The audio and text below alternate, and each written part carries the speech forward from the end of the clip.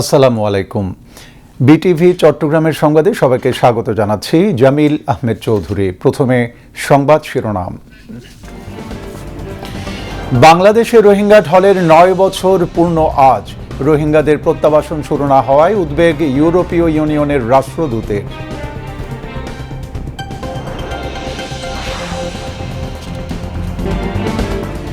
রাষ্ট্রপতি মির্জা ফখরুল ইসলাম আলমগীরের সঙ্গে সেনা, নৌ এবং বিমান বাহিনী প্রধানের সাক্ষাৎ।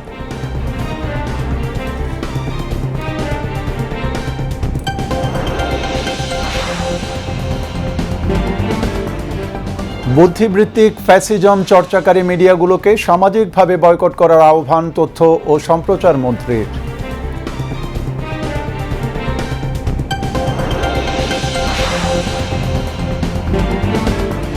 ব্যাটারি চালিত রিকশা চলাচলের নীতিমালা করতে যাচ্ছে সরকার, জানালেন প্রধানমন্ত্রীর তথ্য ও সম্প্রচার উপদেষ্টা।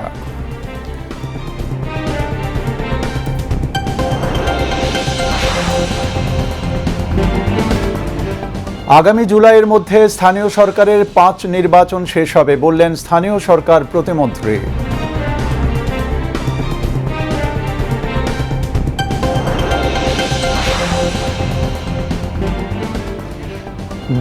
দুই সেপ্টেম্বর অনলাইনে শুরু হচ্ছে একাদশ শ্রেণীতে ভর্তি আবেদন, চলবে 10 সেপ্টেম্বর পর্যন্ত।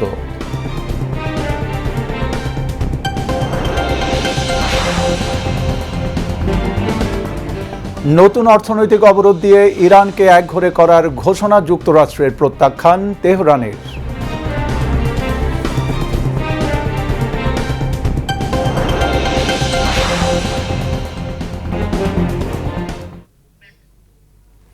এতক্ষণ সংবাদ শিরোনাম শুনলেন, এবার বিস্তারিত। মিয়ানমারের রাখাইন রাজ্য থেকে বাস্তুচ্যুত হয়ে বাংলাদেশে আশ্রয় নেওয়া রোহিঙ্গাদের দীর্ঘস্থায়ী সংকটের ৯ বছর পূর্তি আজ। ২০১৭ সালের আগস্টের এই দিনে মিয়ানমারে সামরিক অভিযান ও সহিংসতার মুখে লাখ লাখ রোহিঙ্গা বাংলাদেশে পালিয়ে এসে আশ্রয় নেয়। দীর্ঘ সময় ধরে বিপুল সংখ্যক রোহিঙ্গার অবস্থানের কারণে কক্সবাজারে মানবিক, সামাজিক, অর্থনৈতিক, পরিবেশগত ও নিরাপত্তাগত নানা ধরনের চাপ তৈরি হয়েছে। একই সঙ্গে রোহিঙ্গাদের নিরাপদ, স্বেচ্ছামূলক ও মর্যাদাপূর্ণ প্রত্যাবাসনের প্রশ্নটি এখনও অমীমাংসিত রয়েছে। সংশ্লিষ্টরা বলছেন, সময়ের সঙ্গে রোহিঙ্গা সংকট আন্তর্জাতিক অঙ্গনে আগের তুলনায় কম মনোযোগ পাচ্ছে। পাশাপাশি মানবিক সহায়তার অর্থায়নও নানা কারণে সংকুচিত হচ্ছে। ফলে খাদ্য, স্বাস্থ্য, শিক্ষা, নিরাপত্তা ও অন্যান্য মৌলিক সেবার পাশাপাশি রোহিঙ্গাদের ভবিষ্যৎ নিয়েও নতুন করে উদ্বেগ তৈরি হয়েছে। এমন বাস্তবতায় সংকটকে আন্তর্জাতিক সম্প্রদায়ের সামনে দৃশ্যমান রাখা এবং টেকসই সমাধানের জন্য সম্মিলিত উদ্যোগ জোরদার করা জরুরি। পাশাপাশি বাংলাদেশে রোহিঙ্গাদের দীর্ঘমেয়াদী এই অবস্থান ক্রমবর্ধমান চাপ সৃষ্টি করছে। বিশেষ করে কক্সবাজারের স্থানীয় জনগোষ্ঠী, পরিবেশ, বনভূমি, স্থানীয় অর্থনীতি ও আইনশৃঙ্খলা পরিস্থিতির ওপর রোহিঙ্গা সংকটের বহুমাত্রিক প্রভাব পড়ছে। ফলে শুধু মানবিক সহায়তা নয়, সংকটের মূল কারণ সমাধান করে রোহিঙ্গাদের নিজ ভূমিতে নিরাপদ ও মর্যাদাপূর্ণ প্রত্যাবাসনের পথ তৈরি করাকে গুরুত্ব দিচ্ছে বাংলাদেশ। এদিকে এখনও রোহিঙ্গাদের নিজ দেশ মিয়ানমারে ফেরত পাঠানো শুরু না হওয়ায় উদ্বেগ জানিয়েছেন ঢাকায় নিযুক্ত ইউরোপীয় ইউনিয়নের রাষ্ট্রদূত মাইকেল মিলার। সকালে ঢাকা বিশ্ববিদ্যালয়ে মিট দ্য অ্যাম্বাসেডর অনুষ্ঠানে তিনি কথা জানান। ইইউর রাষ্ট্রদূত বলেন, রোহিঙ্গাদের স্বেচ্ছায় ও মর্যাদাপূর্ণ প্রত্যাবাসন নিশ্চিতে কাজ করবে ২৭ দেশের সংস্থাটি। তিনি আরও জানান, রোহিঙ্গাদের পাশাপাশি স্থানীয় জনগোষ্ঠীর জীবনমান উন্নয়নে অর্থ সহায়তা দিচ্ছে দেশটি। সেনা, নৌ এবং বিমান বাহিনী প্রধানগণ আজ বঙ্গভবনের রাষ্ট্রপতি মির্জা ফখরুল ইসলাম আলমগীরের সঙ্গে সৌজন্য সাক্ষাৎ করেন। সাক্ষাৎকালে সেনাবাহিনী প্রধান জেনারেল ওয়াকারুজ্জামান জানান, নৌবাহিনী প্রধান অ্যাডমিরাল খন্দকার মিসবাউল আজিম এবং বিমান বাহিনী প্রধান air chief marshal Hasan Mahmud Khan রাষ্ট্রপতিকে অভিনন্দন জানান। এ সময় ৩ বাহিনীর প্রধানগণ তাদের স্ব বাহিনীর কার্যক্রম সম্পর্কে রাষ্ট্রপতিকে অবহিত করেন। রাষ্ট্রপতি মির্জা ফখরুল ইসলাম আলমগীর বলেন, বর্তমান সরকার সক্ষমতা বৃদ্ধির মাধ্যমে সশস্ত্র বাহিনীকে চতুর্মাত্রিক বাহিনীতে পরিণত করতে কাজ করছে। বুদ্ধিবৃত্তিক ফ্যাসিজম চর্চাকারী মিডিয়াগুলোকে সামাজিকভাবে বয়কট করার আহ্বান জানিয়েছেন তথ্য ও সম্প্রচার মন্ত্রী আন্দালিব রহমান। দুপুরে সচিবালয়ে মিডিয়া সেন্টারে সাংবাদিকদের ব্রিফকালে তিনি এই আহ্বান জানান। এ সময় তথ্য ও সম্প্রচার প্রতিমন্ত্রী ইয়াসের খান চৌধুরী জানান, বিটিভিকে আনুপাতিক হারে বিরোধী দলের খবর প্রচার করার নির্দেশনা দেওয়া হয়েছে। ইকবাল ফরহাদের রিপোর্ট। মন্ত্রণালয়ের দায়িত্ব নেয়ার পর প্রথমবারের মতো সংবাদ সম্মেলনে হাজির হন তথ্যমন্ত্রী। মিডিয়াকে নিয়ন্ত্রণ করবে না সরকার, এমনটা জানিয়ে গণমাধ্যমগুলোকে দায়িত্বশীল ভূমিকা পালনের আহ্বান জানান তিনি। ফ্যাসিস্ট গণমাধ্যমকে আমি ইন্টেলেকচুয়ালি ফ্যাসিজমের সাথে তুলনা করি। ওই ইন্টেলেকচুয়াল চিন্তা চেতনায় যদি কেউ ফ্যাসিজমকে সাপোর্ট করে, প্রমোট করে, সেই জিনিসটাকে তো আসলে আমরা সামাজিকভাবে ধিক্কার জানানো ছাড়া কিছু করতে পারি না। তো ওই ব্যালেন্স আমাদের মাথায় রাখতে হবে যে ফ্রি জার্নালিজম কোনটা আর অ্যাকচুয়ালি ফ্যাসিজম কোনটা। বাট দ্য গুড পার্টিস আমরা সবাই জানি যে কারা কোন ভূমিকায় ছিল, এখনও আমরা ফেসবুকের পাতায় দেখি। বাট ইনশাল্লাহ আমরা মাথায় রাখবো যে আমরা যখন বুঝবো যে এটা ম্যাচিউরড হয়ে যে আসলেই যে তারা রাষ্ট্রবিরোধী কোনো কাজ যখন করছে, তখন ইনশাল্লাহ law will take its own course. সরকারি গণমাধ্যমগুলোতে ইতিবাচক পরিবর্তন আনার কথা জানান তথ্য প্রতিমন্ত্রী। যে পিটিভি এবং সরকারের যে সংসদ টিভি এটসেট্রা আছে, সেখানে শুধু শুধু সরকারের সংসদ সদস্যদের এবং মন্ত্রীদের খবর যাবে তা কিন্তু না। আনুপাতিক হারে opposition members in parliament and opposition parties out of parliament তাদের খবরও প্রচার করতে হবে আনুপাতিক হারে, এবং মানে গভর্নমেন্ট টেলিভিশনগুলোতে অ্যাটলিস্ট ওনাদের কথা যেগুলো বলছেন, সরকারের বিরুদ্ধে হোক পক্ষে হোক, জনগণের পক্ষে যে কথাগুলো সেগুলো তুলে ধরতে হবে। এটাই হচ্ছে গণতন্ত্র, এবং আমরা এই বিষয়ে সিদ্ধান্ত নিয়েছি এবং এই বিষয়ে সিদ্ধান্ত কার্যকর করার জন্য আজকের থেকে নির্দেশনা দেওয়া হয়েছে। প্রধানমন্ত্রীর উপদেষ্টা ডাক্তার জাহিদুর রহমান, মন্ত্রণালয়ের সচিব মাহবুবা ফারজানা ও প্রধান তথ্য কর্মকর্তা সৈয়দ আব্দুল আহমদ এ সময় উপস্থিত ছিলেন। Iqbal Farhad, BTV news, Dhaka. মাগুরায় ৮ বছরের শিশু আসিয়াকে ধর্ষণ ও হত্যার আলোচিত মামলার রায় ঘোষণার তারিখ পিছিয়ে ৩১ আগস্ট দিন ধার্য করেছেন হাইকোর্ট। রাষ্ট্রপক্ষের আবেদনের প্রেক্ষিতে আজ এই আদেশ দেন উচ্চ আদালত। বিচারপতি ভীষ্মদেব চক্রবর্তী ও বিচারপতি কে এম রাশিদুজ্জামান রাজার সমন্বিত হাইকোর্টের বিশেষ বেঞ্চে আসামি হিটু শেখের ডেথ রেফারেন্স ও আপিলের উপর শুনানি শেষে আজ রায়ের জন্য দিন ধার্য ছিল। এই মামলায় গত ১১ আগস্ট থেকে শুনানি শুরু হয়। আদালতে রাষ্ট্রপক্ষে শুনানি করেন ডেপুটি অ্যাটর্নি জেনারেল ইমাম হোসেন তারেক এবং আসামিপক্ষের রাষ্ট্রনিযুক্ত আইনজীবী হাফিজুর রহমান খান। রমজানের ছুটিতে মাগুরা শহরের নিজ নান্দুয়ালিতে বোনের বাড়িতে বেড়াতে গিয়ে গত বছরের ৫ মার্চ রাতে ধর্ষণের শিকার হয় ৮ বছরের শিশু আসিয়া। বোনের শ্বশুর হিটু শেখ শিশুটিকে ধর্ষণের পর হত্যারও চেষ্টা চালায়। ৮ দিন হাসপাতালে অচেতন থাকার পর ২০২৫ সালের ১৩ মার্চ ঢাকার সম্মিলিত সামরিক হাসপাতালে মৃত্যু হয় আসিয়ার। এই ঘটনায় শিশুটির মা বাদী হয়ে হিটু শেখ সহ ৪ জনের বিরুদ্ধে মামলা করেন। গত বছরের ২৩ এপ্রিল শুরু হয়ে মাত্র ১৩ কার্যদিবসে আলোচিত এই মামলার বিচার শেষ হয়। পরে ১৭ মে মাগুরার নারী ও শিশু নির্যাতন দমন ট্রাইব্যুনালের বিচারক এম জাহিদ হাসান এই মামলার রায় দেন। রায়ে প্রধান আসামি হিটু শেখকে মৃত্যুদণ্ড এবং নিহত আসিয়ার বোনের স্বামী সজীব শেখ, বোনের দেবর ও শাশুড়িকে খালাস দেন আদালত। ২০১৮ সালে ক্রসফায়ারে কক্সবাজারের টেকনাফ পৌরসভার তৎকালীন ওয়ার্ড কাউন্সিলর একরামুল হক হত্যার ঘটনায় ১১ জনের বিরুদ্ধে মানবতা বিরোধী অপরাধের মামলায় সাবেক ও বর্তমান ৩ সেনা কর্মকর্তা সহ ৪ জনকে গ্রেফতার দেখিয়ে কারাগারে পাঠানোর নির্দেশ দিয়েছেন আন্তর্জাতিক অপরাধ ট্রাইব্যুনাল ২। তারা হলেন ২ জন ব্রিগেডিয়ার জেনারেল মোহাম্মদ মাহবুব আলম ও মিফতা উদ্দিন আহমেদ, অবসর প্রস্তুতিমূলক ছুটিতে থাকা কর্নেল আনোয়ার লতিফ খান এবং কক্সবাজারের টেকনাফের সাবেক সংসদ সদস্য আব্দুর রহমান বদি। সকালে তাদের গ্রেপ্তার দেখাতে ট্রাইব্যুনালে হাজির করার পর ট্রাইব্যুনাল ২ ৪ জনকে গ্রেপ্তার দেখিয়ে কারাগারে পাঠানোর নির্দেশ দেন। একই সঙ্গে ক্ষমতাচ্যুত প্রধানমন্ত্রী শেখ হাসিনা সহ এই মামলার বাকি ৭ আসামিকে আত্মসমর্পণের জন্য পত্রিকায় বিজ্ঞপ্তি প্রকাশেরও নির্দেশ দেন ট্রাইব্যুনাল। এই মামলার পরবর্তী কার্যক্রম ৭ই সেপ্টেম্বর। গত ২৬ জুলাই শেখ হাসিনা সহ ১১ আসামির বিরুদ্ধে এই মামলার আনুষ্ঠানিক অভিযোগ আমলে নেন আদালত। সেই সময় পলাতক থাকা ৮ আসামির বিরুদ্ধে গ্রেপ্তারি পরোয়ানা জারি ও গ্রেপ্তার থাকা ৩ আসামিকে হাজির করার নির্দেশ দিয়েছিলেন ট্রাইব্যুনাল ২।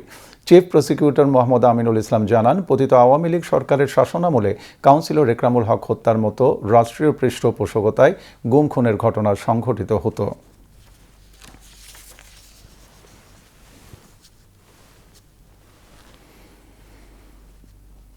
কাউন্সিলর একরামকে যখন ক্রসফায়ারের নামে তাকে মাদক দিয়ে মাদক কারবারি হিসেবে আখ্যায়িত করে তাকে যেভাবে ক্রসফায়ারে নাটক করে হত্যা করা হয়েছে, তখনকার সময়ে বাংলাদেশে অসংখ্য এরকম ঘটনা ঘটেছে, একই প্যাটার্নে, একই সিস্টেমে, এবং সেটা ওয়াইড স্প্রেড ছিল। এটা সারা বাংলাদেশে একই প্যাটার্নে কিন্তু এই হত্যাকাণ্ডগুলো সংঘটিত হচ্ছিল।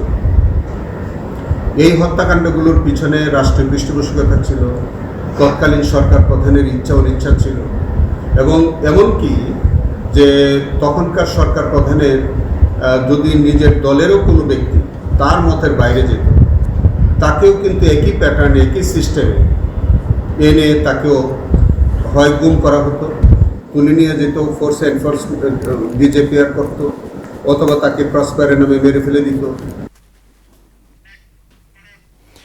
প্রধানমন্ত্রীর তথ্য ও সম্প্রচার উপদেষ্টা ডাক্তার জাহিদুর রহমান বলেছেন, ব্যাটারি চালিত রিকশা চলাচলে নীতিমালা করতে যাচ্ছে সরকার। দুপুরে সচিবালয়ে নিয়মিত ব্রিফিংয়ে তিনি কথা জানান। সারের কোনো সংকট নেই, সরবরাহের যে সমস্যা তৈরি হয়েছে তা শিগগিরই কেটে যাবে বলে আশাবাদ ব্যক্ত করেন উপদেষ্টা। বিদ্যুৎ ও জ্বালানি সংকট নিরসনে সরকারের নেওয়া বিভিন্ন পদক্ষেপের কথা তুলে ধরেন ডাক্তার জাহিদুর রহমান। ইকবাল ফরহাদের রিপোর্ট। নিয়মিত ব্রিফিংয়ে হাজির হন তথ্য মন্ত্রণালয়ের শীর্ষ ব্যক্তিরা। শুরুতেই সরকারের 180 দিন পূর্তি নিয়ে তথ্য অধিদপ্তরের প্রকাশিত বইয়ের মোড়ক উন্মোচন করেন তারা। ব্রিফিংয়ে প্রধানমন্ত্রীর উপদেষ্টা জানান, ব্যাটারি চালিত রিকশা নিয়ে একটি নীতিমালা হচ্ছে। ব্যাটারি চালিত রিকশা ব্যবস্থাপনার নীতিমালা প্রণয়নের উদ্যোগ নিয়েছে সরকার। ঢাকায় বিশেষ করে শেখ হাসিনা পতনের পর ব্যাটারি চালিত যে রিকশাগুলো আছে সেগুলো মানে প্রধান সড়কগুলোতে চলাফেরা শুরু করেছে। এতে সুবিধা যেমন আছে, এতে অসুবিধাও তৈরি হয়েছে। যানজট হচ্ছে, রিকশা চালকদের ক্ষেত্রে এক ধরনের প্রশিক্ষণের অভাব আছে। এমনকি যে ব্যাটারি চালিত রিকশাগুলো আছে সেগুলো কারিগরি দিক থেকে যথেষ্ট ঠিক আছে কিনা, এই ধরনের নানান রকম সমস্যা আছে। সরকার খুব দ্রুত এই ব্যাপারে নীতিমালা প্রণয়ন করতে যাচ্ছে। তারা কোথায় কতটুকু চলতে পারবে এবং এগুলোর মানসহ সব কিছু নিশ্চিত করা হবে। আমরা আশা করি এই ব্যাপারে একটা খুব ভালো শৃঙ্খলা তৈরি হবে খুব দ্রুতই। সাংবাদিকদের প্রশ্নের জবাবে তিনি জানান, সারের পর্যাপ্ত মজুদ আছে। দোকানগুলোতে সরবরাহে কিছু সমস্যা তৈরি হয়েছে জানিয়ে তা শিগগিরই সমাধান হওয়ার আশা জানান তিনি। বিদ্যুতের সমস্যা মোকাবেলায় কয়লাভিত্তিক বিদ্যুৎ কেন্দ্রগুলোকে সর্বোচ্চ সক্ষমতায় উৎপাদনে নেয়া ও ভোলা থেকে গ্যাসের পাইপলাইন স্থাপনের কাজ এগিয়ে নেয়ার কথা বলেন তিনি। যুদ্ধ বিমানসহ প্রতিরক্ষা সরঞ্জামে সমৃদ্ধ হওয়ার কথাও বলেন উপদেষ্টা। বাংলাদেশকে যে আমরা বলি নতুনভাবে স্বাধীন হয়েছে, আমরা বলি না দ্বিতীয় স্বাধীনতা, আমরা প্রথম স্বাধীনতার সাথে এটা তুলনা হয় না, কোনো সন্দেহ নাই। এটা নিয়ে কোনো কনফিউশন আমরা রাখবো না। কেউ কেউ পাল্লার মধ্যে 24 আর 71 তোলে, 24-এর ওজন বেশি হয়ে গেছে, এটা আটার স্টুপিডিটি। ওই স্বাধীনতার সাথে কোনো তুলনা নেই। কিন্তু তারপর আমরা একটু আদর করে দ্বিতীয় স্বাধীনতা কেন বলি? কারণ বাংলাদেশ তার বৈদেশিক নীতি, সামরিক নীতিতে স্ট্র্যাটেজিকলি তার ইন্টারেস্টের সিদ্ধান্ত একসময় নিতে পারতো না। আমরা আসলে স্বাধীন হয়েছে ওই অর্থে। আমরা জেট অ্যান্ড ফাইটার কিনবো, এটা হয়তো কোনো একটা সময় বা অন্তত আলোচনা চালাচ্ছি, আমরা সেদিকে এগোচ্ছি, এটা 5 আগস্ট পূর্ববর্তী সময়ে সম্ভব ছিল না। সেই জায়গা, এই কারণে আসলে আমরা এই স্বাধীনতার কথাগুলো বলি। লোকসানে পড়ে থাকা পাটকলগুলোকে বেসরকারি ব্যবস্থাপনায় দেওয়ার কাজ এগিয়েছে বলে জানান তিনি। 20টি কারখানাকে পিপিপির আওতায় দেওয়ার পরিকল্পনায় ইতিমধ্যে 14টিতে চুক্তি সম্পন্ন হয়েছে। Iqbal Farhad, BTV news, Dhaka. চলতি অর্থবছরের মধ্যেই দেশের সকল ইউনিয়ন, পৌরসভা, উপজেলা ও জেলা পরিষদ এবং সিটি কর্পোরেশনের নির্বাচন অনুষ্ঠিত হবে বলে জানিয়েছেন স্থানীয় সরকার, পল্লী উন্নয়ন ও সমবায় প্রতিমন্ত্রী মীর শাহে আলম। তিনি আজ সচিবালয়ে ঢাকায় নিযুক্ত ডেনমার্কের রাষ্ট্রদূত খ্রিস্টিয়ান ব্রিক্স মোলারের সঙ্গে সৌজন্য সাক্ষাৎ শেষে সাংবাদিকদের এ তথ্য জানান। এই নির্বাচনগুলো সুষ্ঠুভাবে সম্পন্ন করার লক্ষ্যে জাতীয় বাজেটে 6,000 কোটি টাকা বিশেষ বরাদ্দ রাখা হয়েছে উল্লেখ করে প্রতিমন্ত্রী বলেন, প্রধানমন্ত্রীর অনুমতিক্রমে আগামী সপ্তাহের মধ্যে নির্বাচনের সার্বিক বিষয় নিয়ে আলোচনা করতে নির্বাচন কমিশনের সঙ্গে বৈঠকে বসবে মন্ত্রণালয়। তিনি বলেন, নির্বাচনের সুনির্দিষ্ট তফসিল ও তারিখ ইসি নির্ধারণ করলেও মন্ত্রণালয় এই প্রক্রিয়াকে ত্বরান্বিত করতে কাজ করছে। ডেনমার্কের রাষ্ট্রদূতের সৌজন্য সাক্ষাৎ প্রসঙ্গে প্রতিমন্ত্রী বলেন, ঢাকার পানি সরবরাহ ব্যবস্থার উন্নয়নে ডেনমার্ক 4,500 কোটি টাকার আর্থিক সহায়তা দেবে। ওয়াটার সাপ্লাইয়ে তারা একটা বড় ধরনের ইনভেস্টমেন্ট করার ব্যাপারে সিদ্ধান্ত নিয়েছে। যে প্রজেক্টটি নিয়ে ডেনমার্কের রাষ্ট্রদূত আমাদেরকে সহযোগিতা করবেন সরকার, সেটি হচ্ছে টোটাল 16,000 কোটি টাকার একটা প্রজেক্ট, সাইদাবাদ প্রজেক্ট। এটা মেঘনা থেকে আমরা পানি ট্রিটমেন্ট প্ল্যান্ট করে সরাসরি ঢাকা ওয়াসার মাধ্যমে ঢাকা শহরে নিয়ে আসব। 95 কোটি লিটার পানি আসবে এটাতে। আসলে নির্বাচনী তফসিলটা তো ঘোষণা করবে নির্বাচন কমিশন, নির্বাচন কন্ডাক্ট করবে নির্বাচন কমিশন, মাঠ থেকে নির্বাচন উঠিয়ে নিয়ে আসবে নির্বাচন কমিশন। যেহেতু প্রতিষ্ঠানগুলো আমাদের মন্ত্রণালয়ের অধীনে, এখানে নির্বাচনের যে খরচ এবং যে অন্য বিষয়গুলো, মেয়াদ কবে উত্তীর্ণ হচ্ছে কি হচ্ছে, এই বিষয়গুলো আমরা সাপোর্ট দেবো আর কি। আগামী 2রা সেপ্টেম্বর অনলাইনে শুরু হচ্ছে 2026-2027 শিক্ষাবর্ষে একাদশ শ্রেণীতে ভর্তির আবেদন, যা চলবে 10ই সেপ্টেম্বর পর্যন্ত। এবারও এসএসসি ও সমমানের পরীক্ষার ফলের ভিত্তিতে একাদশ শ্রেণীতে ভর্তি করা হবে। কোনো ভর্তি পরীক্ষা হবে না। কেন্দ্রীয়ভাবে অনলাইনে আবেদন নেওয়া হবে এবং শিক্ষার্থীদের ফলাফল, পছন্দক্রম ও প্রযোজ্য ক্ষেত্রে কোটা বিবেচনায় নিয়ে ভর্তির জন্য মনোনয়ন দেওয়া হবে। নির্ধারিত ফি দিয়ে ভর্তি ইচ্ছুক শিক্ষার্থীদের সর্বনিম্ন 5টি এবং সর্বোচ্চ 10টি কলেজ বা সমমানের শিক্ষা প্রতিষ্ঠানের পছন্দক্রম দিয়ে অনলাইনে আবেদন করতে হবে। পরে ফলাফল, পছন্দক্রম ও প্রযোজ্য ক্ষেত্রে কোটা বিবেচনায় একটি প্রতিষ্ঠানে ভর্তির জন্য মনোনয়ন দেওয়া হবে। যারা ফল পুনঃনিরীক্ষণের জন্য আবেদন করেছে তাদেরও আবেদন করতে হবে, তবে পুনঃনিরীক্ষণে যাদের ফল পরিবর্তন হবে তাদের পুনরায় আবেদনের সময় দেওয়া হবে। 12 ও 13 সেপ্টেম্বর যাদের পুনঃনিরীক্ষণে ফল পরিবর্তন হবে তারা আবেদন করতে পারবে। এরপর যাচাই বাছাই শেষে 20, 21 ও 22 সেপ্টেম্বর ভর্তি কার্যক্রম শুরু হবে। ক্লাস শুরু হবে 23 সেপ্টেম্বর। বঙ্গোপসাগরে ইঞ্জিন বিকল হয়ে 3 দিন ধরে ভাসতে থাকা একটি মাছ ধরার বোটসহ 16 জেলেকে উদ্ধার করেছে বাংলাদেশ নৌবাহিনী বৈরী। রোববার রাতে বঙ্গোপসাগরে টহল দেওয়ার সময় মংলা ফেয়ারওয়ে বয়ের কাছে ভাসমান অবস্থায় একটি মাছ ধরার বোট ও এর 16 জেলেকে দেখতে পায় নৌবাহিনীর জাহাজ কপোতাক্ষ। এরপর রাতে উদ্ধার কার্যক্রম শুরু করে নৌবাহিনী। প্রচণ্ড ঢেউ ও বৈরী আবহাওয়ার মধ্যেও মংলা ফেয়ারওয়ের কাছে বোটটির অবস্থান শনাক্ত করা হয়। তাৎক্ষণিকভাবে ঘটনাস্থলে পৌঁছে ইঞ্জিন বিকল হয়ে ভাসমান থাকা বোটটিকে 16 জন জেলে সহ উদ্ধার করা হয়। এ সময় নৌবাহিনীর সদস্যরা জেলেদের প্রয়োজনীয় খাদ্য, বিশুদ্ধ পানি ও প্রাথমিক চিকিৎসা দেন। পরে বোটসহ জেলেদের নিরাপদে সুন্দরবন সংলগ্ন হিরন পয়েন্টে নিয়ে বাংলাদেশ কোস্ট গার্ডের কাছে হস্তান্তর করা হয়। গত 19 আগস্ট বাগেরহাটের শরণখোলা এলাকা থেকে 16 জন জেলে মাছ ধরার উদ্দেশ্যে একটি বোট নিয়ে সাগরে যান। সমুদ্রে যাওয়ার 2 দিন পর বোটটির ইঞ্জিন বিকল হয়ে যায়। এরপর টানা 3 দিন ধরে সাগরে ভাসছিলেন তারা।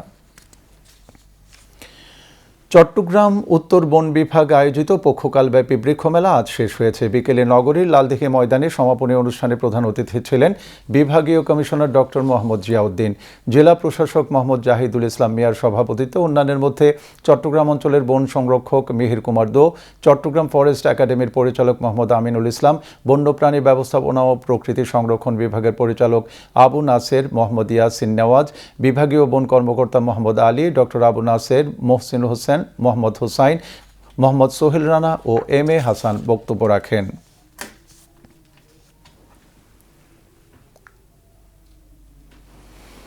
মুক্ত গণমাধ্যম, দায়িত্বশীল সাংবাদিকতা এবং অপতথ্য ও অপচর্চা রোধে চট্টগ্রামের সাংবাদিকদের সঙ্গে মতবিনিময় করেছে বাংলাদেশ জাতীয় পার্টি বিজেপি। সোমবার চট্টগ্রাম প্রেস ক্লাব মিলনায়তনে জেলা বিজেপি আয়োজিত সভায় গণমাধ্যমের স্বাধীনতা, পেশাগত মর্যাদা ও সাংবাদিকতার নৈতিকতা নিয়ে আলোচনা হয়। সভায় প্রেস ক্লাব সভাপতি জাহিদুল করিম কোচি, চট্টগ্রাম মেট্রোপলিটন সাংবাদিক ইউনিয়নের সাধারণ সম্পাদক সালেহ নোমান সহ বিভিন্ন গণমাধ্যমের কর্মী, বিজেপির চট্টগ্রাম জেলা আহ্বায়ক এস.এম. ইকরাম হোসাইন সহ অন্যান্য নেতৃবৃন্দ উপস্থিত ছিলেন। সভায় বক্তারা বলেন, স্বাধীন ও দায়িত্বশীল গণমাধ্যম রাষ্ট্রের জবাবদিহিতা নিশ্চিত করার অন্যতম প্রধান ভিত্তি। একই সঙ্গে গুজব, অপতথ্য ও উদ্দেশ্য প্রণোদিত প্রচারণা প্রতিরোধে সাংবাদিকতা ও তথ্য পরিবেশনে পেশাগত নৈতিকতা বজায় রাখা জরুরি। এবার আন্তর্জাতিক সংবাদ।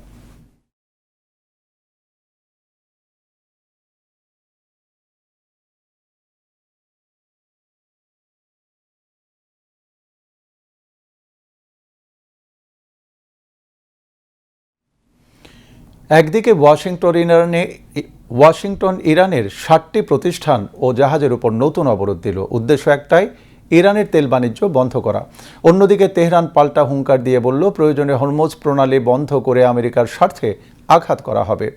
আর এই দুই পক্ষের মাঝখানে দৌড়াচ্ছে শান্তির দূত হয়ে কয়েকটি দেশ। তারা বলছে, আমরা কূটনীতি ছাড়ব না, ইরান যেন পারমাণবিক অস্ত্র না বানায় সেটাই লক্ষ্য। তাহলে প্রশ্ন হলো, ইরানকে ঘিরে এই দাবার চালটা আসলে কার? আমেরিকার চাপ নাকি ইউরোপের কূটনীতি? সীমা শারমিনের প্রতিবেদন। যুক্তরাষ্ট্র আবারও টানল অর্থনৈতিক ফাঁস, নাম দিল অপারেশন ইকোনমিক আউটকাস্ট। লক্ষ্য একটাই, ইরানকে বিশ্ব অর্থনীতি থেকে বিচ্ছিন্ন করা। যুক্তরাষ্ট্রের অর্থমন্ত্রী স্কট বেসেন্ট ঘোষণা দিলেন ডিজিটাল সম্পদ, প্রযুক্তি, স্বর্ণ, বিমান, জাহাজ, তেল রাজস্ব এবং যারা তেহরানকে সাহায্য করছে এমন 7টি সংস্থা, জাহাজ ও ব্যক্তি এখন নিষেধাজ্ঞার মুখে। শুধু তাই না, মিত্রদেরও ডাক দেওয়া হয়েছে সংযুক্ত হতে। কিন্তু তেহরান ভয় পায়নি। ইরানের অর্থনীতি আলী মাদানিজাদে সরাসরি বলে দিলেন, এটা নতুন কিছু না, অতীতের মতো এটাও পুরোপুরি ব্যর্থ হবে। তিনি তথ্য দিয়ে বললেন, ফেব্রুয়ারিতে যুক্তরাষ্ট্র ইসরায়েলের যৌথ হামলার পরও ইরান সরকার 6 লাখ মানুষকে বেকারত্ব থেকে বাঁচিয়েছে। আর ঠিক তখনই মাঠে নামল কূটনীতি। পাকিস্তানের সেনাপ্রধান ফিল্ড মার্শাল আসিম মনির সরাসরি ইরানে প্রেসিডেন্ট মাসুদ পেজেশকিয়ানের সাথে বন্ধ দরজার বৈঠক। পেজেশকিয়ানের বার্তা স্পষ্ট, বল প্রয়োগ করলে আগুন আরও বাড়বে। আলোচনা চাইলে চোখ মুখের ভাষা বদলাতে হবে। আসিম মনিরও পাশে দাঁড়িয়ে বললেন, শান্তির জন্য কূটনীতিকেই নির্ভুল হতে হবে। শুধু পাকিস্তান না, প্যারিস থেকে একসাথে কথা বললেন ফ্রান্সের প্রেসিডেন্ট ইমানুয়েল ম্যাক্রঁ আর সৌদি যুবরাজ মোহাম্মদ বিন সালমান। তাদের যৌথ বিবৃতি, মধ্যপ্রাচ্যে আর অস্থিরতা না, আঞ্চলিক নিরাপত্তার জন্য ইরানকে নিয়ে আলোচনার মাধ্যমেই সমাধান চাই। তাহলে প্রশ্ন একটাই, নিষেধাজ্ঞা জিতবে নাকি আলোচনা? সীমা শারমিন, বিটিভি নিউজ। যুক্তরাষ্ট্রের অভিবাসন নীতিতে বড় ধরনের পরিবর্তনের পথে হাঁটছে প্রেসিডেন্ট ডোনাল্ড ট্রাম্পের প্রশাসন। যারা পর্যটক বা ব্যবসার উদ্দেশ্যে দেশটিতে প্রবেশ করে পরবর্তীতে স্থায়ীভাবে থাকার জন্য আশ্রয়ের আবেদন করেছেন, এমন প্রায় 2 লাখ বিদেশির ভিসা বাতিল করার প্রস্তুতি নেওয়া হচ্ছে। সম্প্রতি ফক্স নিউজ ও সংবাদ সংস্থা অ্যাসোসিয়েটেড প্রেসের এপি এক প্রতিবেদন থেকে এসব তথ্য জানা গেছে। পররাষ্ট্র মন্ত্রণালয়ের নথি এবং কর্মকর্তাদের বক্তব্য থেকে জানা গেছে, B1 এবং B2 ভিসার আওতায় 2016 সাল থেকে 2026 সালের মধ্যে যারা যুক্তরাষ্ট্রে গিয়ে আশ্রয় চেয়ে আবেদন করেছেন, তাদের মধ্য থেকে 2 লাখ আবেদনকারীর ভিসা বাতিলের সিদ্ধান্ত নিয়েছে ট্রাম্প প্রশাসন। কর্মকর্তারা জানিয়েছেন, মার্কিন পররাষ্ট্র এবং স্বরাষ্ট্র উভয় মন্ত্রণালয়ের যৌথ উদ্যোগে বাস্তবায়ন করা হবে এই পরিকল্পনা। হাইতির রাজধানী পোর্ট অ প্রিন্সের কাছে একটি এলাকায় সন্ত্রাসী হামলায় অন্তত 47 জন নিহত হয়েছেন। এতে আহত হয়েছেন আরও 22 জন। একের পর এক প্রাণঘাতী হামলার পরও পর্যাপ্ত নিরাপত্তা না পাওয়ায় স্থানীয় বাসিন্দাদের মধ্যে তীব্র ক্ষোভ দেখা দিয়েছে। বাসিন্দাদের অভিযোগ, পুলিশ স্টেশন থেকে মাত্র কয়েক মিনিটের দূরত্বে এই ভয়াবহ হামলা সংঘটিত হলেও আইনশৃঙ্খলা বাহিনী তাদের সুরক্ষা দিতে ব্যর্থ হয়েছে। জাতিসংঘ জানিয়েছে, সোমবার রাজধানী পোর্ট অ প্রিন্সের কাছে কেন্সকফ এলাকায় রাতভর এই হামলার ঘটনা ঘটে। হাইতিতে জাতিসংঘের ইন্টিগ্রেটেড অফিস জানিয়েছে, নিহত ও আহতের সংখ্যা পরিবর্তিত হতে পারে। আবারও দেশের খবর। এবার সংবাদের সত্যতা যাচাই ভিত্তিক পরিবেশনা, ফ্যাক্ট চেক, সত্য জানুন।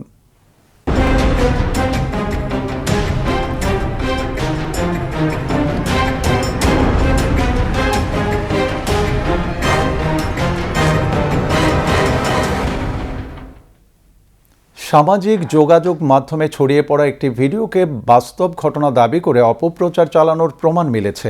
যাচাইয়ে দেখা গেছে, ভিডিওটি কোনো বাস্তব অস্ত্র প্রদর্শনের ঘটনা নয়। এটি একজন কন্টেন্ট ক্রিয়েটরের তৈরি স্ক্রিপ্টেড ভিডিও। বিস্তারিত ইমদাদুল হক পল্লবের ডেস্ক রিপোর্টে।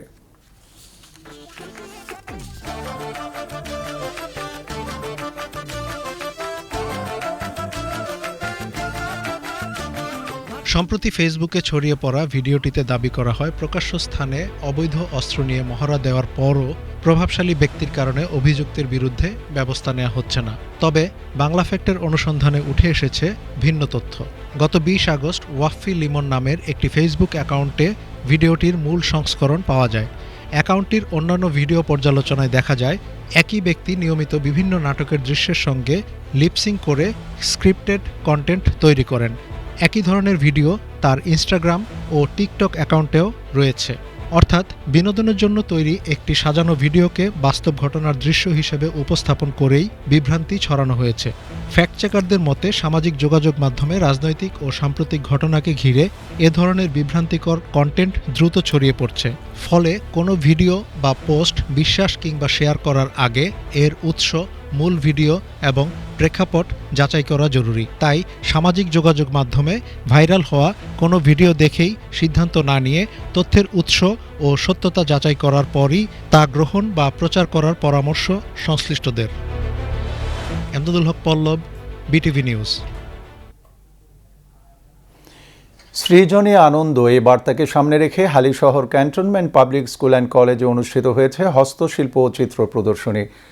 প্রতিষ্ঠানের আর্ট ক্লাবের উদ্যোগে আয়োজিত প্রদর্শনীতে প্রথম থেকে পঞ্চম শ্রেণীর শিক্ষার্থীদের তৈরি 565টি হস্তশিল্প এবং ষষ্ঠ ও সপ্তম শ্রেণীর 160টি চিত্রকর্ম স্থান পায়। প্রতিষ্ঠানের অধ্যক্ষ লেফটেন্যান্ট কর্নেল মোহাম্মদ গোলাম মোর্শেদ প্রদর্শনীর উদ্বোধন করেন। পরে শিক্ষার্থীরা প্রদর্শনী ঘুরে দেখেন। আয়োজকরা জানান, শিক্ষার্থীদের সৃজনশীলতা বিকাশ ও মনন গঠনে এই ধরনের সহপাঠ্যক্রমিক কার্যক্রম গুরুত্বপূর্ণ ভূমিকা রাখবে। শেয়ার বাজারের খবর।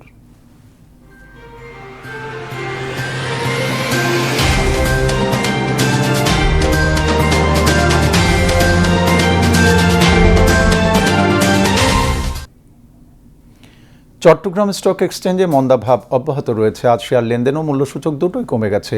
দিন শেষে সার্বিক সূচক দাঁড়িয়েছে 15,162.02, যা গতকালের চেয়ে শতকরা 0.61 কম। এছাড়া সিএসি 30-এর মূল্যসূচক দাঁড়ায় 13,723.08, যা গতকালের চেয়ে শতকরা 0.30 কম। আজ 188টি কোম্পানির 17,26,185টি শেয়ার লেনদেন হয়, যার মূল্য 4,60,00,000 টাকারও বেশি। এর মধ্যে 49টি কোম্পানির শেয়ার দাম বেড়েছে, 119টির কমেছে এবং 20টির দাম অপরিবর্তিত রয়েছে।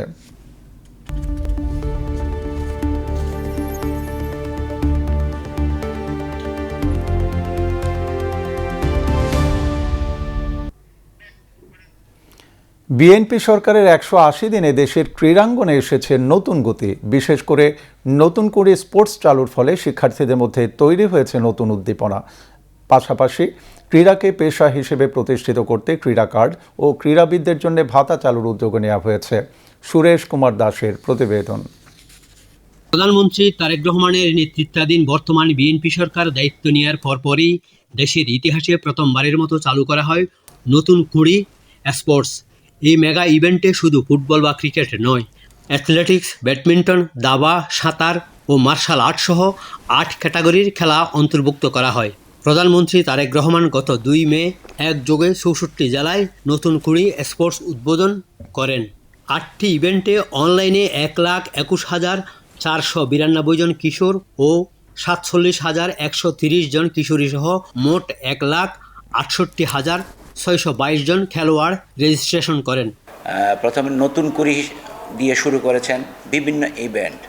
এটার যে উন্মাদনা, যে ক্রীড়াক্ষেত্রে গ্রাম থেকে, ইউনিয়ন থেকে, উপজেলা থেকে এবং জেলা পর্যায়ে, পরবর্তীতে বিভাগ পর্যায় থেকে পরবর্তী চূড়ান্ত পর্যায়ে ঢাকায় নিয়ে যে খেলোয়াড়দেরকে উৎসাহ উদ্দীপনার মাধ্যমে, ভাতার মাধ্যমে যেভাবে খেলোয়াড় সৃষ্টি করছেন, অচিরেই ইনশাল্লাহ আমরা বিভিন্ন সাঁতার বলেন, ফুটবল বলেন, ক্রিকেট বলেন, প্রত্যেকটা স্তরে আমরা ভালো কিছু প্রতিভাবান খেলোয়াড় খুঁজে পাবো বলে আশাবাদী।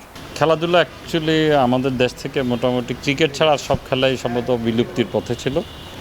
বর্তমান সরকার ক্ষমতায় আসার পর মাননীয় প্রধানমন্ত্রী জনাব তারেক রহমান তিনি খেলাধুলাকে অন্যান্য খাতের সাথে খেলাধুলাকে অগ্রাধিকার দিয়েছেন। এই অগ্রাধিকার দেওয়ার মূল কারণ হলো খেলাকে তিনি চাচ্ছেন আমাদের দেশের যে যুব সমাজ, উঠতি যে তরুণরা আছে, তারা যেন বিপদগামী না হয়।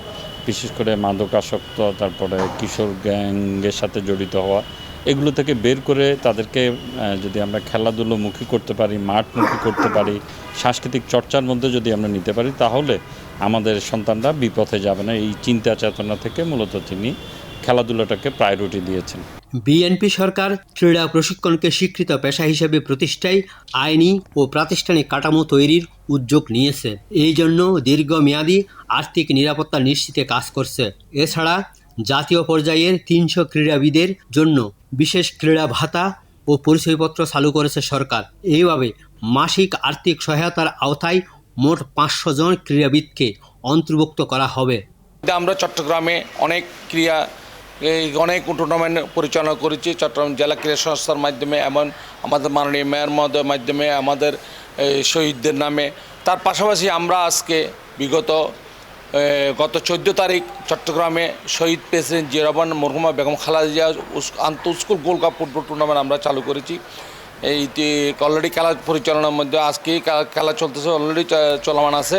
খেলোয়াড়দের ক্রিয়া ভাতা চালু করেছেন, ক্রিয়া কার্ড চালু করেছেন, খেলার মাঠ বৃদ্ধি ও সংরক্ষণ এটা খুবই জোর দিয়েছেন। শহর ও গ্রাম অঞ্চলে খেলার মাঠ নির্ধারণ এবং অবকাঠামো উন্নয়নের কেন্দ্রীয় পর্যায়ে কমিটি গঠন করা হয়েছে। ইউনিয়ন ও উপজেলা উন্মুক্ত খেলার মাঠ তৈরির পরিকল্পনা রয়েছে।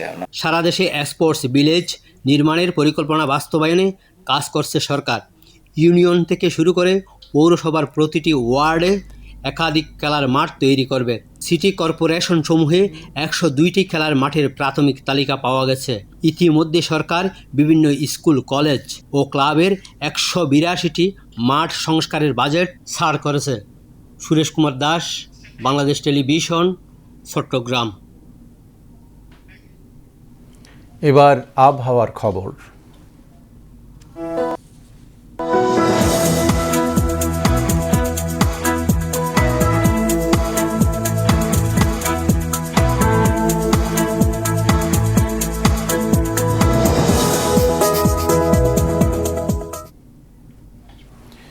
উত্তর বঙ্গোপসাগর ও তৎসংলগ্ন বাংলাদেশের উপকূলীয় এলাকার উপর দিয়ে ঝোড়ো হাওয়া বয়ে যাওয়ার সম্ভাবনা নেই।